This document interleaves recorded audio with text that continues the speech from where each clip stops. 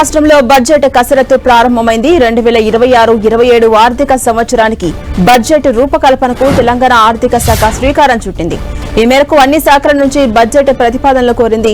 జనవరి 3వ తేదీలోపు ప్రతిపాదనలు పంపించాలని ఆర్థిక శాఖ అన్ని శాఖలకు సూచించింది. 2025-26 ఆర్థిక సంవత్సరంలో సవరించిన ప్రతిపాదనలు కూడా పంపాలని కోరింది. ఇక అన్ని శాఖల నుంచి ప్రతిపాదనలు అందిన తర్వాత శాఖల వారీగా మంత్రులు, కార్యదర్శులతో ఆర్థిక మంత్రి మల్లు భట్టి విక్రమార్క సమీక్షలు జరిపి బడ్జెట్ కేటాయింపుల అంచనాలపై చర్చిస్తారు. వచ్చే ఏడాది ఫిబ్రవరి లేదా మార్చి నెలలో శాసనసభలో బడ్జెట్ ను ప్రవేశపెట్టబోతున్నారు. ప్రస్తుత ఏడాది పన్నుల ద్వారా 1.75 లక్షల కోట్లకు పైగా ఆదాయం వస్తుందని ఈ ఏడాదిలో బడ్జెట్ లో ప్రస్తుతం ప్రభుత్వం అంచనా వేసింది. ఇప్పటి వరకు 1,00,000 కోట్ల రూపాయలు వచ్చినట్టుగా అంచనాలు ఉన్నాయి. మార్చి నాటికి పన్నుల వసూళ్లు బాగా పుంజుకుంటాయని భావిస్తున్నారు.